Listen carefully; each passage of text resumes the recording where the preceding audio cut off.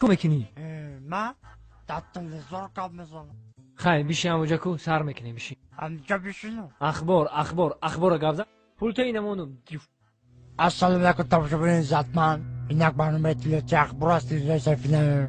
توسط به شما میستر کلی. هفته سپشل در شهر دوشنبه در چششون کرده. در نزدیکی NVT دو دوست را دستگیر کرده. صدراعظم نجمی و بهرام غفوری ساعت 12 شب به نیت خوراکگیری از خونه بیرون شده و خانه عبیدالله سعدلو حمله کردند.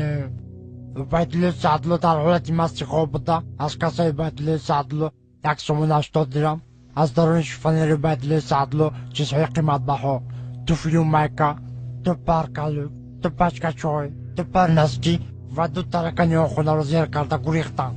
از این کارها سردار گروه میلیسیا حسن چیلا خبر شده با کارگردان کرپسی جمهوری تاجیکستان خبر داده. کارگردان کرپسی جمهوری تاجیکستان دولتمند خال کرکیبک پرده قاسم از این کارها خبر شده. هرچین خوراکگرها را دستگیر کرده و درون کاخ برباد بردن. صدراعظم نجمی و بهرام غفوری به درون کاخ برباد برده. صدراعظم نجمیدین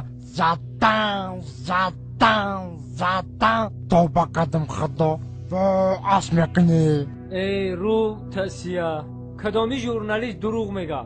ای تو در تلویزیون گپ زدستی تو رو تمام جهان تماشا میکنه. تو دروغ میگی؟ تو رو خلق میدونی چیکار میکنه؟ سنگ شپت میکنه.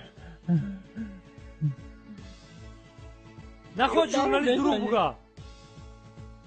چه دارو بزنی؟ او تو فالبینی دروغ گفته استی.